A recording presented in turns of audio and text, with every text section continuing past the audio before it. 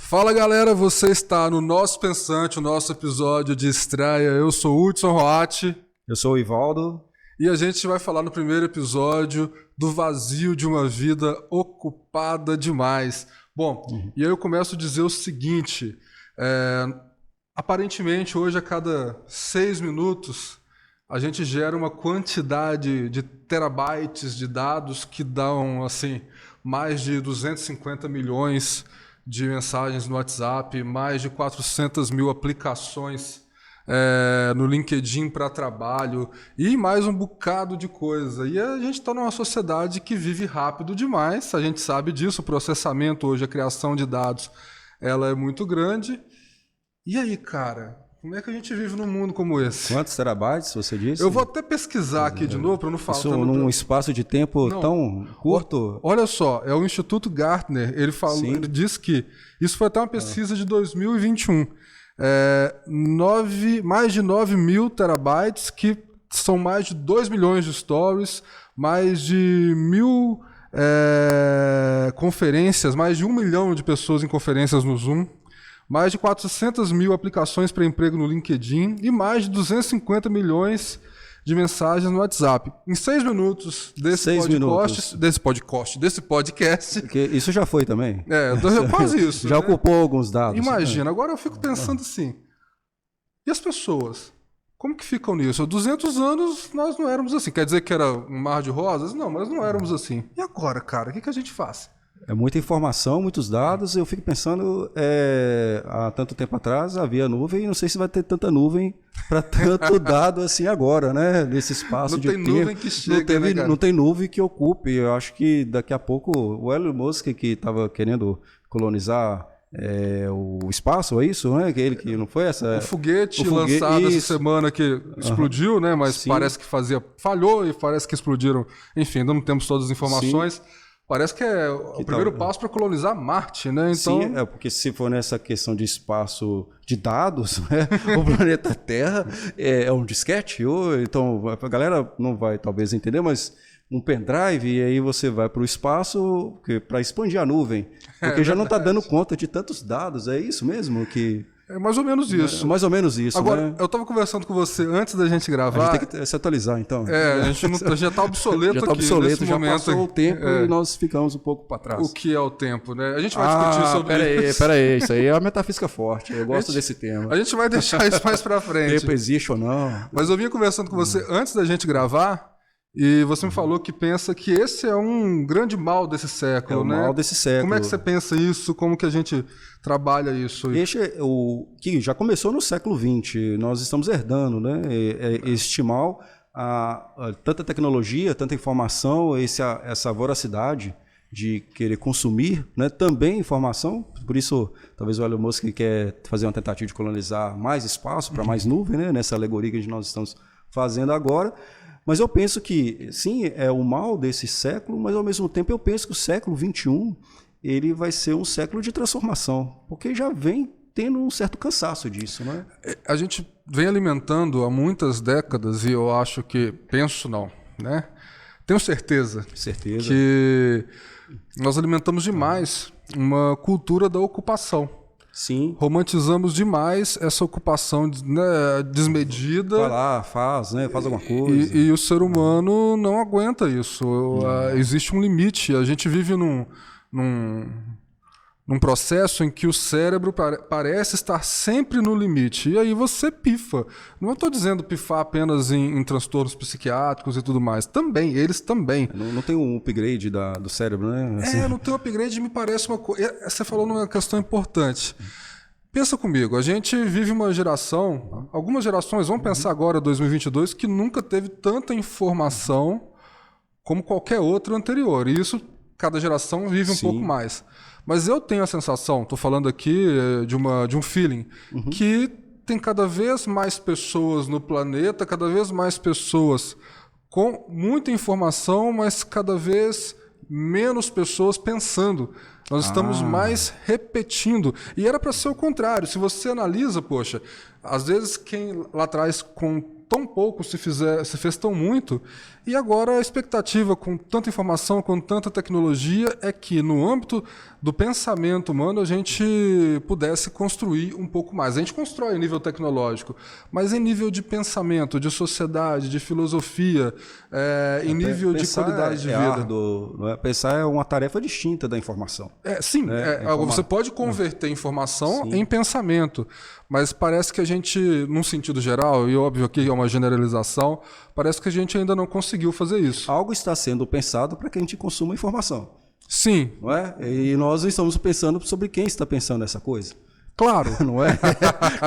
Já começamos, o nosso pensante começou a vir agora para trazer essa reflexão. A nossa nozinha já está ali se revirando. Sim, pensando... ela está se revirando. Nós não vamos consumir a nós vamos pensar a nós. Claro. Não é essa a ideia? Agora, essa cultura da ocupação, ela vai até onde? Nós estamos falando aqui que já tem um cansaço. Existe um cansaço. Mas esse cansaço é das pessoas, não das instituições, né? Não, porque é o que talvez esteja pensando isso, para que nós consumimos a informação. Cada vez mais. Cada vez né? mais. E essa máquina, ou essa estrutura, ou talvez essa inteligência, né, se quiser falar daqui a pouco, artificial, já está aí para fazer isso.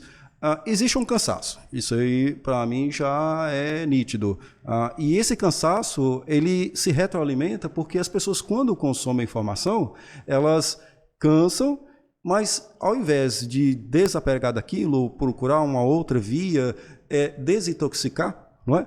Não, ela retroalimenta daquilo. Então, veja bem, a informação, ela gera a necessidade de você ter mais informações. Então, se eu estou ali navegando no meu smartphone, ou iPhone, seja o que for, eu estou no aplicativo do YouTube, vendo um vídeo, ou ouvindo aqui a gente, nosso pensante continue ouvindo, certo? Não, aqui é bom. Aqui será o caminho para você entender como que usa, né? Não desligue agora, por favor. Não desligue agora, por favor. Chegue até o fim e continue. Mas veja bem, para entender essa seletividade.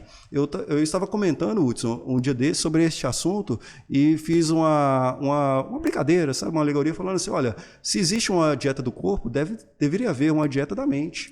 Cara, você falou um negócio aqui e me lembrei do Augusto Cury, aquele de vários livros. Claro, perfeito. E ele é psiquiatra. Sim. E ele trata de dois temas, e um deles, a publicação original é dele, Sim. Mas dois temas que ele fala bastante. E eu confesso até que nunca li os seus livros, mas já escutei várias aulas do Augusto Cury, e ele fala tanto de intoxicação digital, Sim. e de estudos que já demonstram alterações no ciclo de dopamina e serotonina e como isso afeta a nossa vida cotidiana. E ele vai escrever também sobre síndrome do pensamento acelerado e como isso é um transtorno para a sociedade no geral agora. Você falou da facilidade do smartphone, de obter essa informação. Eu falei aqui dos dados do Gartner, que você tem 250 milhões de mensagens a cada 6 minutos no WhatsApp. Imagina quantas mensagens boas e ruins, né? A gente vive ainda uma era de fake news. Isso avoluma mais. E aí ele entra numa dessas aulas que eu assisti até no assunto do seguinte, a gente que está na educação, e ele vai falar, cara... ele não fala cara, mas enfim, sou eu falando. Né? Estamos traduzindo aqui para ficar mais leve. Ele é bem didático, mas ele não fala cara. Vamos falar sujeito cognoscente, né? Isso. Mas ele diz assim, a gente tem uma série de diagnósticos nos jovens de hiperatividade, déficit de atenção, mas ele chega a citar que cerca de 1% da população é que apresenta esse tipo de transtorno de fato. E que muitas vezes... os sintomas da síndrome do pensamento acelerado é que levam a esse diagnóstico. Então, na verdade, você está tratando o sintoma e não se tratando da causa, que é esse volume de informações. Agora, quando é de fato, né, um diagnóstico correto de déficit de atenção, hiperatividade e tudo mais, é óbvio que tem um tratamento, mas se é causado esses sintomas pela síndrome do pensamento acelerado, então, assim, teria um caminho diferente. O primeiro passo é a desintoxicação. Uma mente fit, né? Inclusive digital, né? Principalmente digital. Óbvio que eu estou citando aqui o Augusto Cury, esses estudos são muito mais aprofundados, mas a reflexão vale, porque a gente é vítima disso também. Quando éramos crianças, vivíamos sem esse volume de informações e vivíamos bem. Eu imaginava que eu não preciso de um celular o tempo todo, e pessoas mais velhas que a gente imaginava o seguinte: eu não sou um plantonista que eu estou de plantão em casa esperando alguém me chamar, não preciso de um telefone. Hoje é uma coisa que todos nós temos. Se me permite fazer uma outra reflexão temporal, né? Você falou da época de criança. Na minha época de criança também, o tocar telefone era um fenômeno. Sim, e hoje é uma angústia. É uma angústia. Você toca, você corre. Não é? Você não quero que ele coloque no silencioso. Hoje por conta dessa ideia, até inconsciente, talvez, de já querer se desintoxicar. Eu cito um exemplo, porque assim, eu tinha 6 anos, morava em Uberaba, 6 ou 7, não me lembro. E tocou... Somos mineiros. Né? Isso, somos mineiros. Morava em Uberaba, hoje nós estamos aqui em Governador Valadares, mas uma moto buzinou, morava num conjunto habitacional daqueles, da Caixa e tudo mais, sim. A moto buzinou na frente da minha casa à noite. Aí a gente chegou lá, era um telegrama urgente. Telegrama? Urgente. Não é Telegram, né? Não, é telegrama. Telegrama. Que é daqueles que você ligava pro correio ou deixava lá, pagava por caracteres, né? Sim. E o correio da cidade ligava para outra cidade, a pessoa datilografava e levava. Aquilo era romântico. E aí não, nesse momento não foi romântico. O telegrama, quando meu pai leu, tava assim: a dona Olga morreu. Olga, meu Deus. Dona Olga era uma vizinha da nossa casa. E aí você pensa, cara, precisaram ligar pro correio, pedir o telegrama urgente, o cara da moto sair... Para que a dona Olga fosse... Para que avisasse, claro. A gente nem poderia ir, porque são 800 quilômetros de distância. Mas eu sempre pensei nisso e olhando para hoje, falar, e se eu tiver que fazer... mandar qualquer informação. A velocidade mudou. É óbvio que tem elementos super positivos. Eu vejo o pessoal brincando na internet. A internet aproximou as pessoas, óbvio. Inclusive pessoas que a gente não queria estar próximo, que é um lado negativo disso sobre também. A tecnologia. Você não pode demonizar a tecnologia pelo mau uso dela. Não, claro não é o caso. Mas se a gente analisar no geral, parece que a gente faz mais mau uso do que bom uso, né? Fazemos mais mau uso que bom uso, com certeza. Você tem um acesso à informação espetacular. Não é? Tem um documentário, não sei se você falou, nós gostamos de games. Certo? Sim, nós gostamos. Em outro momento, será pauta em alguns episódios. Em algum momento a gente vai aprofundar essa questão. Tem um documentário que chama Videogame ou Filme, e ele fala que a capacidade, quando foi lançado o Xbox One, de armazenamento é maior do que nos anos 90. Do que se armazenava em termos de informação nos anos 90. Olha pra você ver que doideira. E a gente está falando de um console de 2013, praticamente 20 anos depois. A velocidade de transformação da tecnologia é muito forte. Mas fazemos um mau uso dela. Por quê? Porque ainda nós não aprendemos a usar. Quando eu estava fazendo aquela alegoria do smartphone, quantos aplicativos eu coloco no smartphone que é uma oferta de consumo? Então eu posso assistir uma Netflix, eu posso assistir o YouTube, eu posso ouvir música, eu posso ouvir o podcast do Nosso Pensante. Exatamente, lógico. Recomendado. Inclusive essa é a parte boa da tecnologia. Essa é a parte boa da tecnologia. Começar a nos acompanhar aqui. Que é a reflexão. Exatamente. Você está com um produto na mão, você tem ali uma informação, você imaginar, você que é da história, né, quando começa a história, começa a civilização, o quanto era difícil o acesso à informação. Você falou do telegrama, na hora que você está falando do telegrama, eu estava pensando na figura do mensageiro, que levava quantos meses para levar uma carta para o próximo rei, que era uma questão de quilômetros. Se você tem algum amigo no Japão, tem algum amigo no Japão? Não tenho um amigo no Japão. Uma hipótese aqui que me surgiu no Japão, você pode comunicar com ele agora, manda um WhatsApp para ele, se de repente, vamos colocar ele aqui numa videochamada. Então, isso eu vou fazer um amigo no Japão só para participar. Só para fazer um experimento, algo empírico. Exatamente. Algo empírico, para a gente provar a tese. Certo. Mas o que eu quero dizer o uso da informação, você me perguntou alguns minutos atrás, se é o mal do século o excesso de informação, é o desafio desse século aprender a usá-lo. Não é? Por duas dimensões, duas perspectivas. A primeira que eu posso te dizer é essa questão da desintoxicação, que o Augusto Cury já alertou isso há algum tempo. Agora, a outra é saber ser seletivo em relação à informação. Será que nós precisamos de tanta informação assim? Por exemplo, não sei, veio à cabeça aqui, uma nova espécie canina foi criada no laboratório no interior da Tanzânia.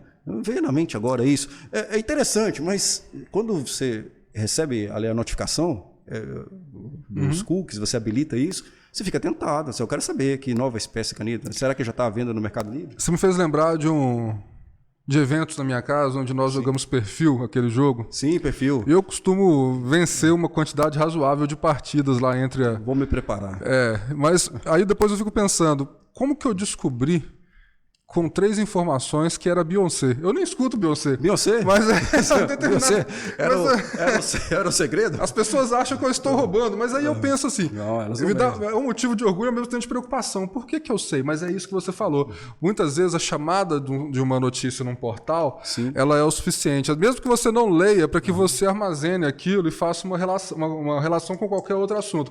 Poxa, vem aí uma série de questões positivas relacionadas a isso, eu uso isso para o lado bom também. Mas é óbvio que o nosso filtro não tira tudo aquilo que é inútil. A gente carrega uma série de coisas e parece que está sempre cansado. Você tem um tanto de informação na sua cabeça. A gente estava falando aqui de tecnologia, né? Esse HD ele tem um limite também. Por mais que ele... A gente precisava de um SSD, né?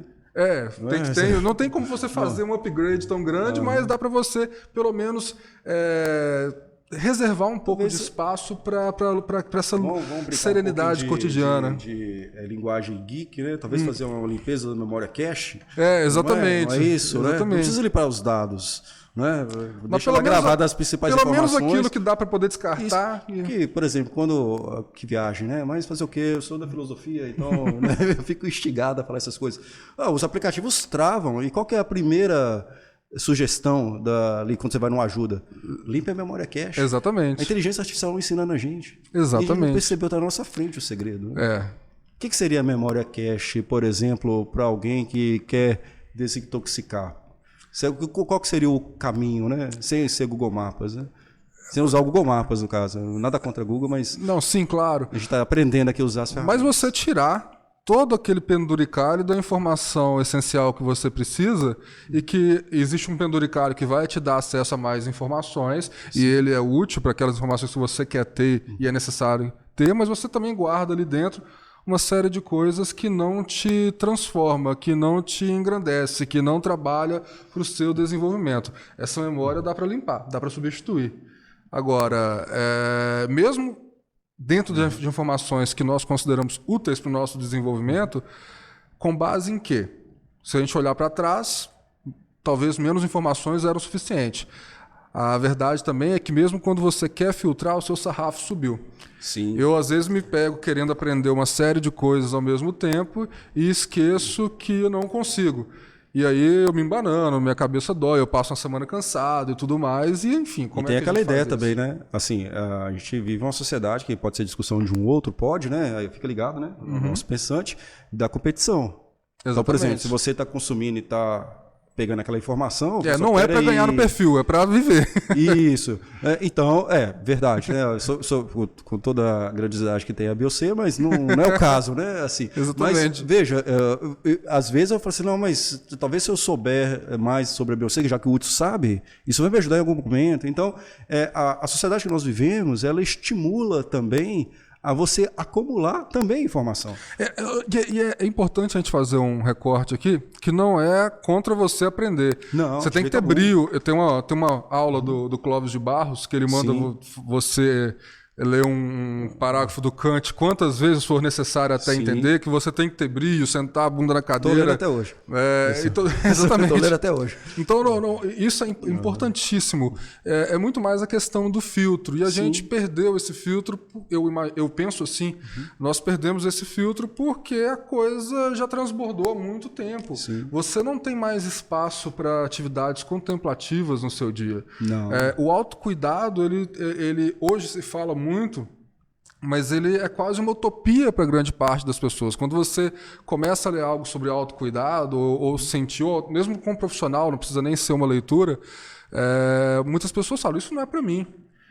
Não dá tempo de eu fazer isso. E aí você começa a entrar exatamente no título desse episódio, que é uma vida ocupada, porém ela é uma vida vazia. Porque ela está ocupada de coisas que não vão fazer você deixar nesse mundo um legado. Eu não estou falando de um legado, como se diz, palpável. Não precisa ser um livro tão bom quanto os seus, mas também mas também a pessoa precisa deixar, nem que seja exemplos de que vivi uma vida boa, uma vida com virtude. A gente pode entrar nisso na filosofia também, mas assim, nós esquecemos que isso é importante. Aliás, frase atribuída pelo menos a essa cuidado com a vida, com o vazio de uma vida ocupada demais, atribuída a Sócrates, né? Então nós estamos aqui no século XXI falando. E é importante a gente citar aqui também que a gente vem nutrido aqui pelos muitos dos ensinamentos da Lúcia Helena, da Nova Acrópole, que é uma referência, e a Nova Acrópole usa muito essa frase, inclusive na publicidade aqui na cidade, imagino que no Brasil todo.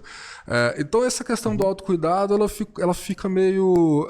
tem um estereótipo em cima disso, e aí vem também aquela galera da positividade tóxica, e essa noção que a gente carrega dos anos 80, 90, de que tem que trabalhar enquanto eles dormem. Eu tô na vibe contrária, eu quero dormir enquanto eles trabalham. Agora, você chegou a fazer vestibular na FMG? Não cheguei. Eu sou um pouco mais novo que você, apesar da carcaça dizer o contrário, eu sou um pouco mais novo. Até uma frase de Banheiros. Essa poxa, enquanto você está aí se divertindo, né, no trono, tem um japonês estudando. Essa é clássica, tá? Mas aí que tá. Eu acho que nenhum estudo ele é descartável. Mas essa lógica da hiperprodutividade... eu falo nesse sentido. Ela fez... Porque que cada um tem a sua particularidade, tem a sua natureza, tem os seus interesses. Você vai se descobrindo, né, na existência, na vivência, e essa homogeneização, né, que todos nós precisamos consumir a informação do mesmo modo e em um volume grande. Né? Estou assustado até agora com aquele número que você trouxe. Né? Agora eu entendi por que querem colonizar Marte, né, por exemplo, né? Expandir a nuvem. Enfim, a ideia de que você precisa entender que você tem a sua vivência do seu modo particular. E aí que entra a questão da seletividade. O que eu vou absorver enquanto informação? Na verdade, é aprender a aprender. Exatamente. Essa que é a questão aqui, que a gente está trazendo, né, no nosso pensante, essa reflexão. A gente precisa aprender, eu volto àquele ponto, aquela pergunta que você me fez, qual que é o mal do século e o desafio deste século XXI? Para mim é este.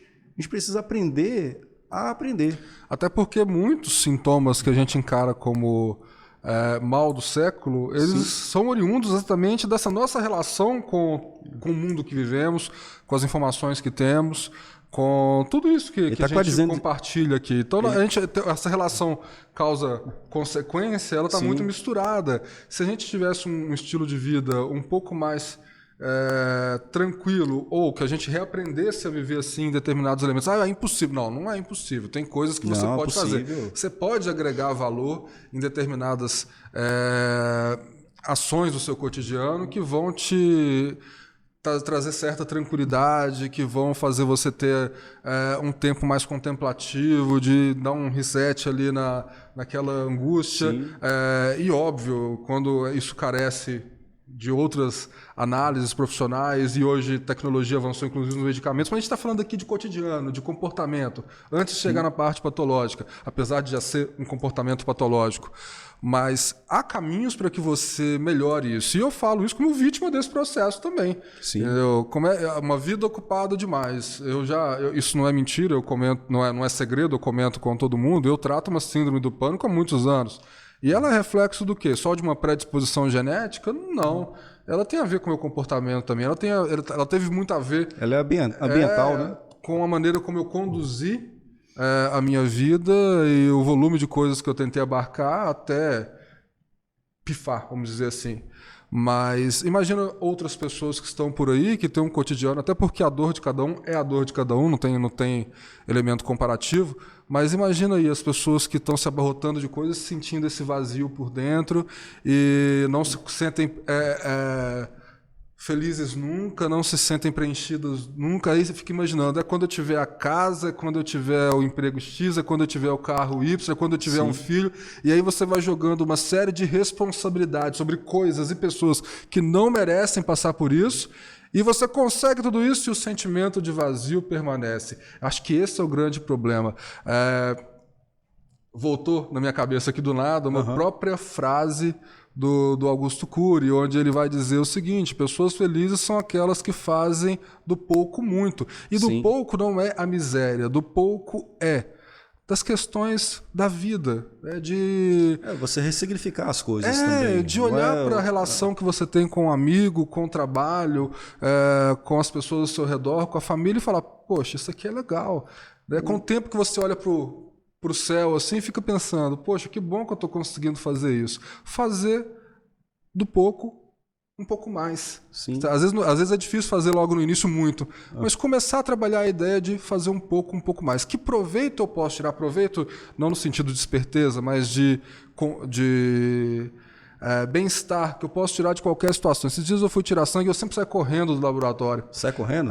Depois eu vou lá, tiro sangue e volto correndo para onde eu tenho que ir. E esses dias eu fui num laboratório aqui que tinha umas mesinhas, era um café de verdade. Eu falei, quer saber? Agora eu vou ficar. Eu vou aproveitar esse momento. Eu vou comer o pão de queijo, eu vou tomar o café. Mas você disse uma coisa importante. Parece uma coisa boba. Não, mas pão de queijo nunca é. Pão de queijo nunca é bobo. Mas, assim, somos mineiros. Mas parece uma coisa boba, mas não foi, porque foram 5, 6, 10 minutos em que, ao invés de sair correndo, eu estive ali presente. E a gente não vive o presente. A gente não vive o momento, não vive o presente. Mas tem a ver com isso também, essa questão volta a refletir sobre o nosso século XXI. Nós estamos no início do século XXI, não é isso? 2023. Então, tem 20 e poucos anos, que nossa década de 20. Então, estamos iniciando uma reflexão sobre esses problemas. Então, já foi identificado que existe um excesso de informação, que existe uma toxicidade, mas ainda é muito tímida a ideia de que precisamos saber usar essa informação, ou às vezes, não é, igual você falou há alguns instantes atrás, não é a questão de desaprender ou não dar importância ao conhecimento, que é uma outra questão também. A gente está falando aqui de consumo de informação, que é diferente de conhecimento. Não é? De novo, a ideia da notificação de uma clonagem de um novo espécie canida na Tanzânia, né, que você habilitou no seu celular, você recebeu o que quer ouvir, ou quer ver, quer saber do que se trata. Marca da geleia do caso Piquet-Shakira. Não precisa, né? Não precisa.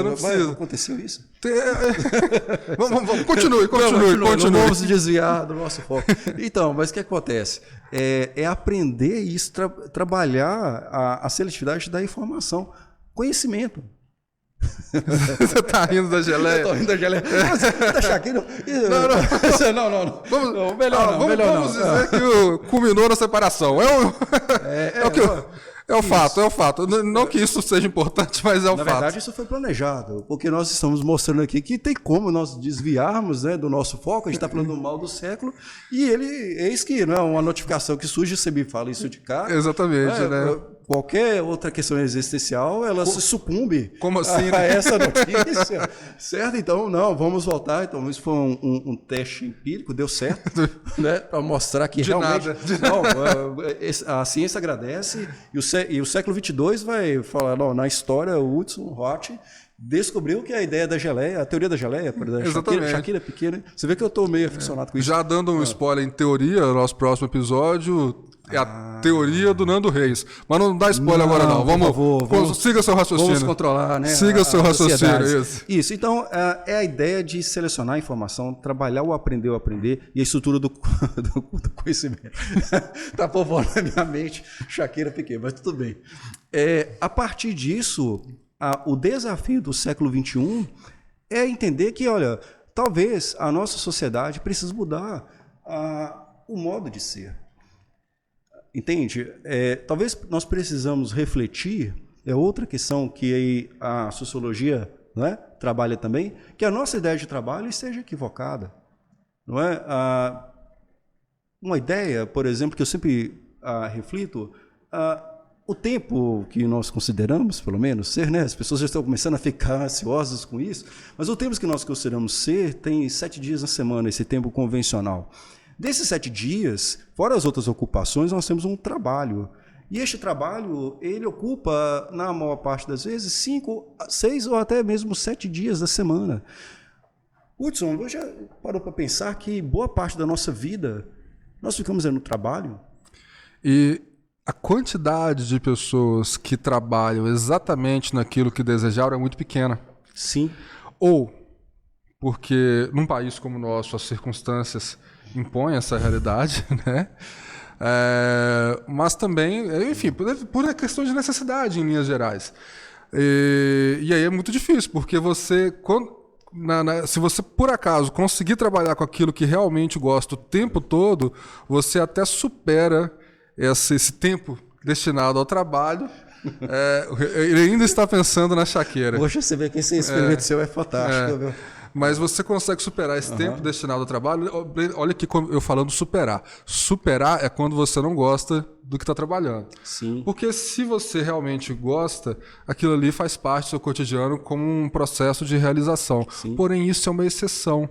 Isso é uma exceção. E eu não vou lembrar agora se foi Nietzsche que falou, se você não tiver Nietzsche. um percentual do seu dia destinado a você, você pode ser considerado um escravo independente de quem seja. Eu não vou ele, foi o Schopenhauer. Foi algum deles aí. Que ele fala que a vida é de sofrimento. Agora eu não vou lembrar. É um dos dois. Mas ele não está falando de não trabalhar. O tempo destinado a você não é de não trabalho, mas é de estar destinando sua energia para algo que não te completa, que não te engrandece. Mas nós chegamos neste ponto da história, e você sabe muito bem disso, a partir de várias outras reflexões antes sobre trabalho, sobre o desenvolvimento e progresso na sociedade, e chegamos ao ponto, eu falei assim, olha, está na hora da gente trabalhar uma questão de vida, o que eu quero para minha vida, esse ato da existência, né? As instituições ainda não entenderam esse... Não, o Elon Musk ainda existe em Marte, eu fico satisfeito de ficar no final de semana em casa. Exatamente, mas as instituições ainda não entenderam que a vida precisa ser valorizada. Nossa, é claro, estou também aqui generalizando, Sim. mas... É claro que a gente está trazendo ideias pontuais. Gerais também, lógico, para a gente poder refletir. Apesar da geleia da Shaquille Piquet ser algo... Pontual e bem específico. Isso. Mas até quando nós vamos conseguir? Ou vai ter uma janela para nós buscarmos equilíbrio? Eu vejo muita gente trabalhando para que promova esse equilíbrio. Hoje você tem um ganho, e eu não estou falando só de autoajuda, de produção nesse tipo. Eu vejo, inclusive, algumas empresas trabalhando para que você desenvolva esse equilíbrio também. Porém, o caminho é longo e a gente não sabe quando vai chegar. Até lá, o que a gente vai perder? Quantas pessoas vão ficar pelo caminho? É muito comum você ver no ambiente profissional, no ambiente institucional, empresarial, você levar um bom profissional até o limite e ele parar de render, e quando ele deixa de render, ele não é mais apto para poder... Ele não é mais apto para poder continuar na sua empresa. E aí você não tem a menor preocupação e cuidado enfim, abandoná-lo, né, em descartá-lo. E a gente vive isso no cotidiano, assim, de maneira muito massivo, corriqueira, né?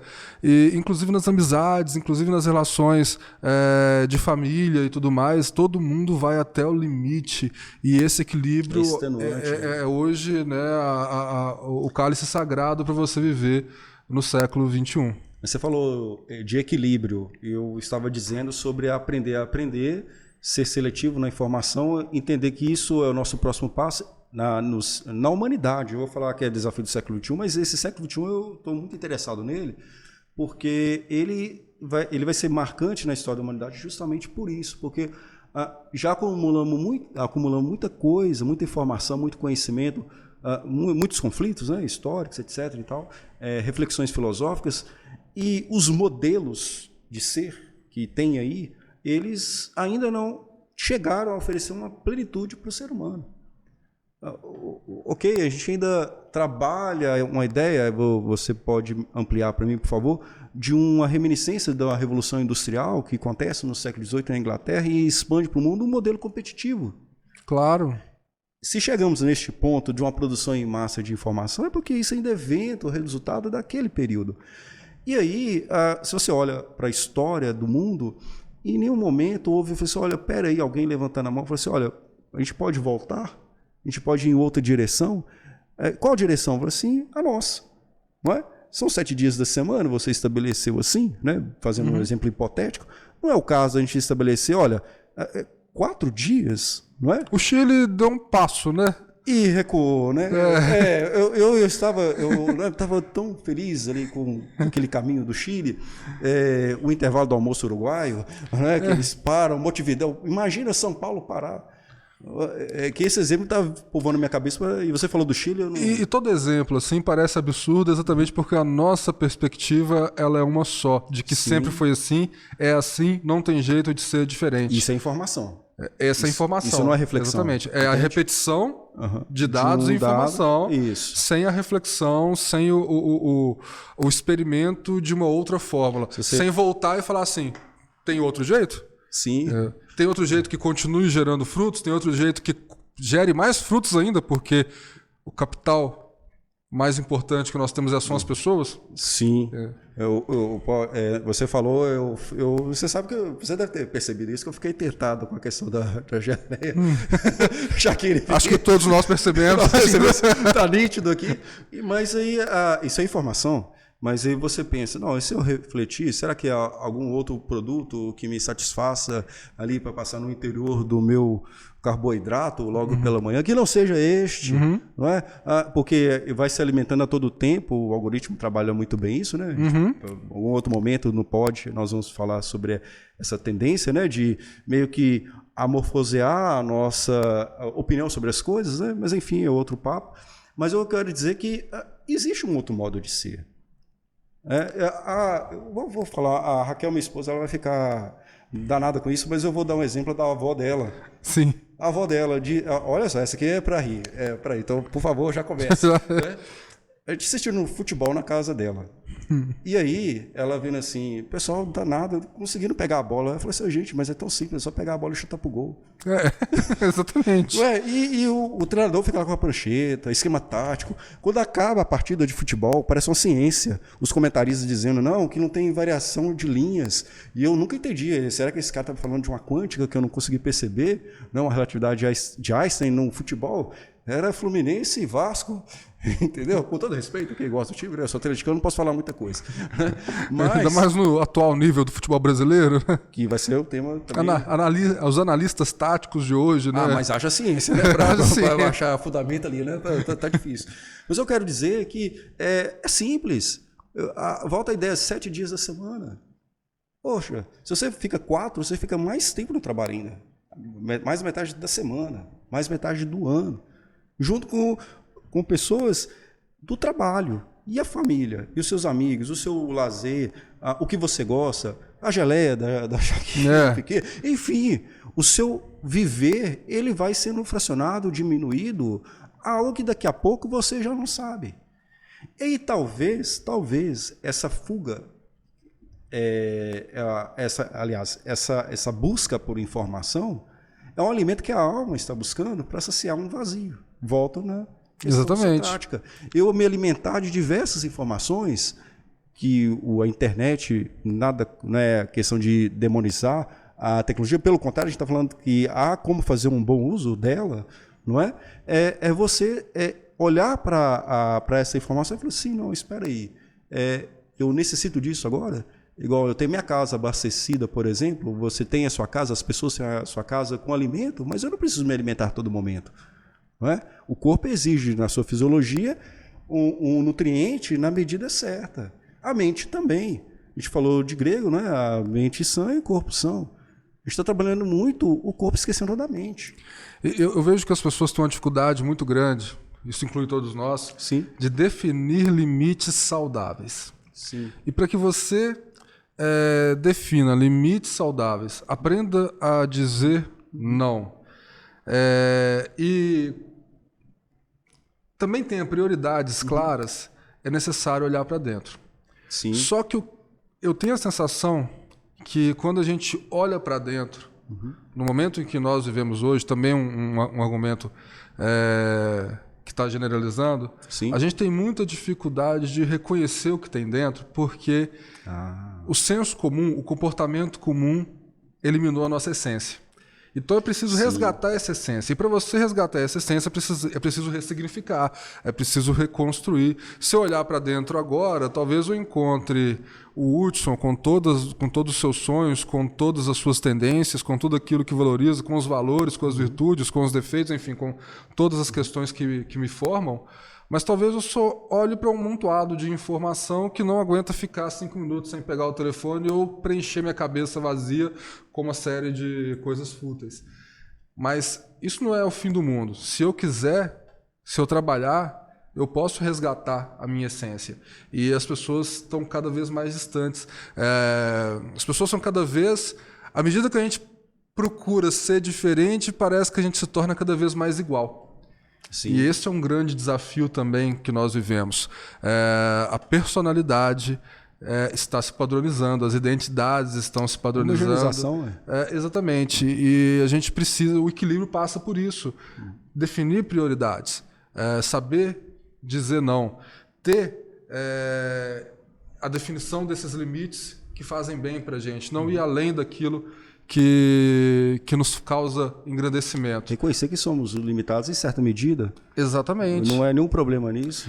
Eu fico imaginando assim, nós adultos, com esse volume de informações, a dificuldade que temos para fazer a gestão de tudo isso, e penso numa criança, num adolescente, com muito menos ferramentas para lidar com toda essa realidade, e a cobrança que nós fazemos em cima deles em relação a tudo que envolve a vida de um adolescente, Sim. estudo, comportamento e tudo mais, não tem jeito, cara. Tem disfunções aí que elas vão se manifestar de maneira cada vez mais progressiva se a gente não colocar o pé no freio e dizer, não, somos humanos. Nosso limite humano é esse. Mas a gente está esticando essa corda, mas também olha quantas distorções a gente consegue visualizar Sim. na sociedade atual. É uma relação muito, muito sensível, muito complexa, e ela está sempre calcada ali na dicotomia que tem entre viver uma vida boa e viver uma vida boa em todos os sentidos e, ao mesmo tempo, as realidades da sociedade, as necessidades do consumo, do mercado, enfim, do sistema que nós vivemos. Sim. E isso aí me coloca muitas vezes em parafuso, porque você não consegue enxergar um caminho a não ser esse, de tentar revitalizar o ser humano. Você falou sobre a questão, foi um momento que você disse, não, tem que voltar para dentro, não é? Você Isso. olhar para si e buscar essa essência, aí você falou de personalidade. A gente está falando aqui de Sócrates. Nós começamos, né, quando a gente estava ajustando, né, o tema do primeiro episódio, você trouxe essa reflexão ali da Lúcia Helena, né, que da Nova Acrópole, da cuidado com o vazio de uma vida ocupada demais, que é atribuída a Sócrates. E eu gosto de Sócrates, é um dos meus pensadores prediletos, ao lado de outros dois, deixo isso em suspense para os próximos. Depois você conta. Depois eu conto, depois vocês vão saber, ou não, né, assim, no suspense. Que é o conhece-te a ti mesmo. Exatamente. Quando eu estou falando sobre Sócrates e explicando para um amigo, uma amiga, alguém que quer conversar filosofia, e eu falo assim, olha, a tendência do ser humano a primeira é falar sobre o que está à sua frente e jamais voltar para si. E aí, ou quando fala de si, projetando aquilo que está com o outro. Exato. Ele viu a geleia exatamente. Voltou a geleia, né? Exatamente. Então, entende? Tem isso. Agora, a questão do conhece-te a ti mesmo, ela é essencial para esse desafio, porque se eu me conheço, peraí, eu não preciso consumir tantas coisas. Eu não preciso, para conhecer, ter o domínio de todas as informações, não é? Se você pegar o exemplo de Da Vinci, por mais que ele tenha visitado várias áreas do saber humano, ele não sabia todas as coisas. Mas ele desenvolveu conhecimento. Ele desenvolveu conhecimento. Com um pouco de informação, ele foi seletivo e falou assim, olha, eu vou empregar isso aqui e ali e vou desenvolver o conhecimento. O que é diferente? Você trabalhar a informação para transformá-la em conhecimento é absorvê-la. E ao absorver, você preenche. Você falou da vida vazia, ela começa a preencher. Porque se você está consumindo tanta informação e está vazio, você não está absorvendo nada. Entende? E isso, voltando lá naquela reflexão de toxicidade, isso causa um dano à alma, causa um dano à mente. E você não entende. Não é? E aí aquela ideia, uma reflexão que tem, isso se retroalimenta. Você disse que é olhar para dentro, não é? ter a sua própria personalidade, começar a entender a essência de si mesmo. E eu falo, isso de certa maneira é uma transformação. Isso de certa maneira é uma revolução, isso é uma resistência. Porque no momento que você, e é um ato de coragem, decidir isso, você, mais do que palavras, pelo gesto, pela atitude, você educa o outro, você estimula o outro, olha, eu vou fazer isso também. Né? Quando você transborda de conhecimento, você inspira. Sim. Você isso. Inspira. Você chama atenção. Exatamente. E é quase... A alma quer isso, né? A mente quer isso. Exatamente. E é quase inevitável não fazer uma relação com Bauman, né, nessa... porque a gente vai falar, ele vai usar o termo líquido, né, para tanta coisa, para o amor, para as relações no geral. E eu estava lembrando aqui de uma aula do Clóvis de Barros. Sim. E eu gosto muito do Clóvis de Barros. E ele está falando de Bauman, dessa questão da pós-modernidade, e ele vai falar assim, revolução dos valores do Sul. E esse sul tem a ver com baixo mesmo, abaixo, baixo ventre, inclusive das partes eróticas. Sim. Que ele vai falar que na pós-modernidade, o que acontece? A gente não tem mais, como na modernidade, aquela ideia de supremacia da razão sobre o afeto, e a gente acaba sendo tomado pelas paixões, por tudo aquilo que é quase que, né, vindo do instinto, para poder tomar as nossas decisões e atitudes, né, que vão ser traduzidas em atitudes, e por isso que a gente vive, é claro que é só uma forma de você explicar, claro, sim. E por isso que a gente vive essa sociedade onde tudo é tão efêmero. Tudo rápido, né? Tudo muito rápido, e a gente fica perdido. Muitas vezes a gente quer se apegar a alguma coisa, mas ela já passou. Agora você falou do Clóvis de Barros, eu não sei se é a ele, mas ele fala sobre o tempo, né, também. E tem a ver com essa questão da efemeridade, de você também consumir muita coisa numa voracidade, numa rapidez. E aí você fala assim, nossa, eu já quero que se aproxime o final de semana. Já quero que, aí chega ao meio do ano, eu já quero que chegue próximo ao final do ano, eu já quero que o ano acabe. E aí você falando isso, olha, mas você quer que isso tudo passe rápido? Por quê? Exatamente. Você está vivendo? Ele vai falar disso... Não sei se é ele que fala. Ele fala também? Isso no sentido de felicidade. Sim. Porque se você está o tempo todo torcendo para o tempo passar, é sinal de que você está tendo poucos momentos de felicidade. Porque o momento feliz é aquele que você deseja que dure um pouco mais. Sim. E se a gente voltar lá naquela lógica que você estava usando em relação ao trabalho, os 5, 6 dias da semana, né? Vamos colocar 5, segunda a sexta, essa vida 5x2, onde você fica 5 dias torcendo para chegar a 2 dias do fim de semana, você imagina aí o tempo da sua vida perdido. Certo? Perdido por quê? Porque você não aproveitou. Agora, é o que eu estou falando, nós estamos aqui discutindo ideias, nós estamos discutindo ainda, podemos até discutir posteriormente, uma questão de sociedade, pessoas que, para sobreviver num país como o nosso, estão dentro, situação, uma outra instância real, séria, que merece cuidado, enfim, mas hoje nós estamos discutindo ideias, mas pensando no geral... Até para remodelar tudo isso também. Exatamente. Você passa 5 dias da semana torcendo para chegar ao sábado e tá em depressão na tarde de domingo, sabendo que no outro dia é segunda. Então você não é que nem que aproveita 2 dias, não. Você aproveita um dia e meio. E essa relação de aproveitar. Por que a semana, mesmo com o trabalho, ela também não pode ser saudável, ela também não pode engrandecer? A gente precisa buscar uma solução para isso. Não tem. Não tem. É por isso que na minha perspectiva, é o desafio do século XXI. E isso vai chegar a esse ponto de... Agora, há uma realidade também que nós estamos chegando no limite. Sim. Talvez essa solução ela vai se apresentar nos próximos anos, nas próximas décadas, pela força. Pode acontecer. Olha quantas soluções não apareceram diante de uma tragédia.